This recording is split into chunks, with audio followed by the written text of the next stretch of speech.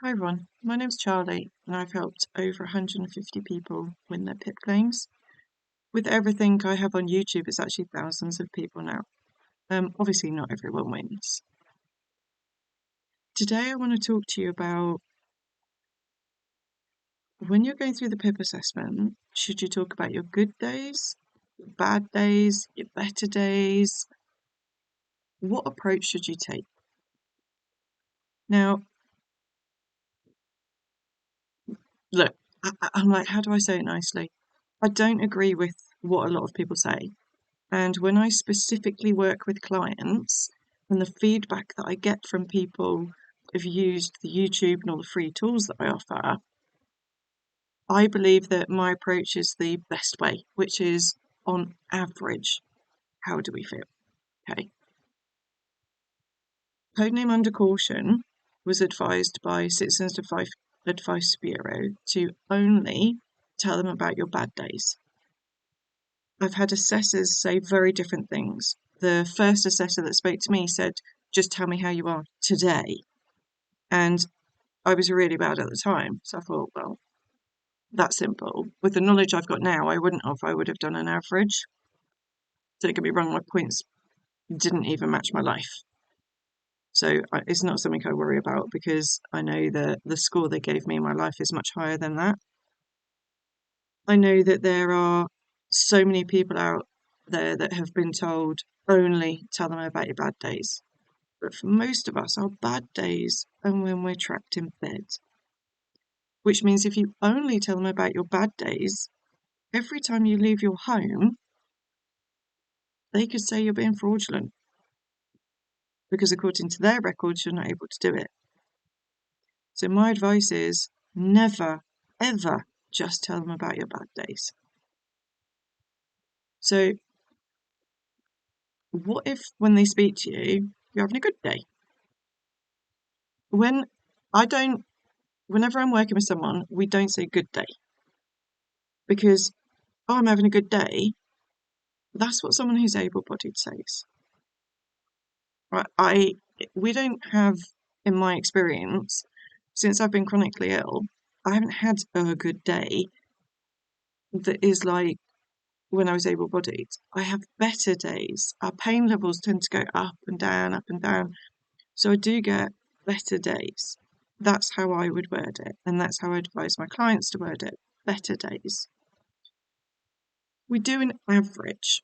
I feel sorry for myself. Like, I know this isn't what the video is about, but you know when you adjust your life and everything becomes your norm. You know, we're so lucky because we live in the UK, right? Most of us are in a position where we're warm, we have food, and we have some level of support. And you adjust your life so that you can block, like you block it on, no, I'm okay, I'm doing okay, I'll be okay, I'm all right, I'm fine, I'm fine. And the past week or so, I've had such a fucking slap in the face reality check that life is real. It's shit. It's just shit. I'm struggling to hold my head up because of fatigue. So I'm just gonna say it like this. I was watching the Sidemen on YouTube, my biggest YouTube group, really good YouTube channel. And I was watching what they were doing and I was like, oh my God. They got up in the morning, got dressed. Obviously, that wasn't even part of the video. Got up in the morning, got dressed, travelled to a location. Sorry, got up in the morning, had breakfast, chatted with their friends, travelled to a location, had lunch, did some activities, then got changed, like obviously had a shower and everything, then went out for dinner, and then socialised. And I was just like, I can't do any of that. For me, getting dressed is huge. Huge. For me, I can't go out for lunch. Evening meal, no fucking chance. No chance. In like 5 years, I've been out for lunch twice. Once for my birthday, took 3 years to actually achieve it, and once for a family thing because of a relative dying, right? And those 2 times fucked me up. I didn't want to do it because I knew it would really fuck me up. That was lunch. Evening, no chance. No chance. Being able to shower, no. Being able to have a bath, I want to have a bath. I want to have a bath. This is ridiculous because it doesn't normally bother me, but I think when your feet are in bed socks, my feet are starting to get really dry. I just want to be able to soak my feet in a bath. But I know I can't do it because if I have a bath, it's even with the handle that I've got, it's so high risk that I know I'm not safe to do it. I know that I can't risk injury because if I pop a hip, based on our health issues, if we just fucking poke myself in the eye, and I can't fucking cry because of my jaw joints and because of my ribs, because you cry, you breathe different, and it will make me even sicker, and I want to be able to work tomorrow.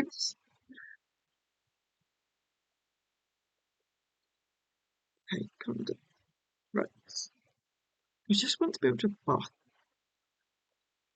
with the handle. I'm not safe. And my mum isn't well enough to help me, and I'm not fucking having someone help me. Like, and the amount of times I'm in meetings with people saying, but if someone did help you, it'd improve your quality of life. But I also think the stubbornness is what keeps us going. I'm not, so I can't, I'm not safe.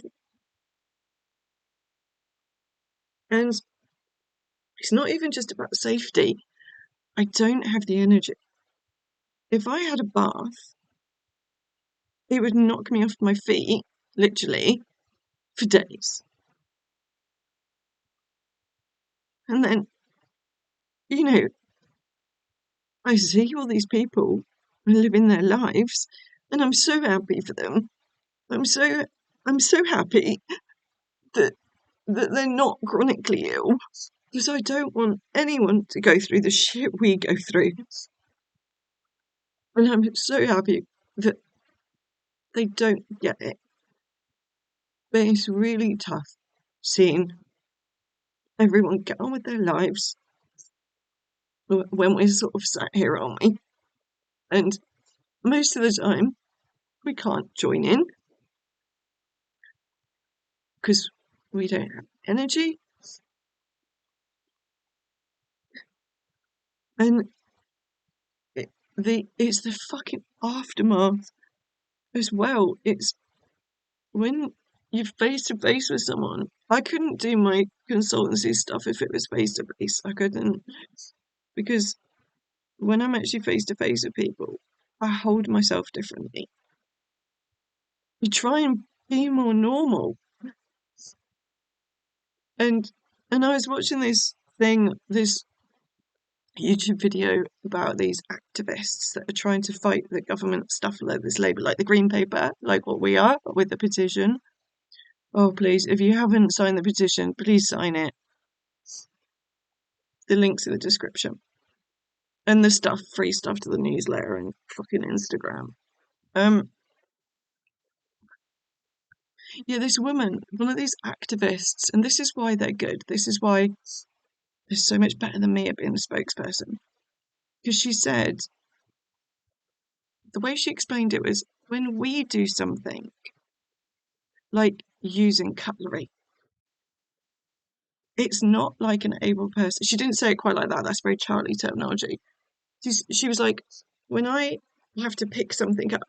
She was like, I have to really concentrate. I have to think about my shoulders. I have to think about gripping something.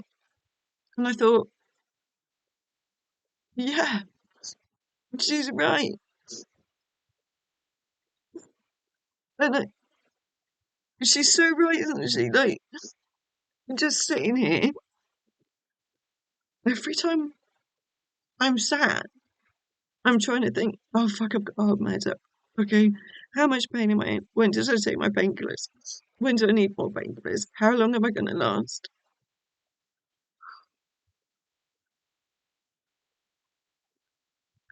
And this is what doesn't even come up in PIP assessments, does it? And like, obviously, tonight it's night. You can see by the lighting. In PIP, sleep is irrelevant. And the amount of times I have to say to people, no, they're not interested in sleep. They're not interested in sleep. It doesn't matter that you've got sleep apnea or that you're surviving on 1 or 2 hours sleep a night. From a PIP point of view, it doesn't count.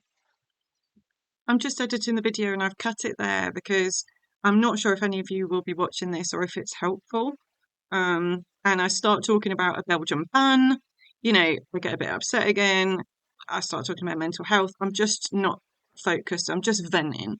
So I cut it. But let me know in the comments if this was helpful.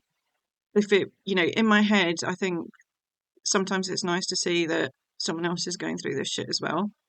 So let me know, because I never know whether to include videos like this. Right. Cheers.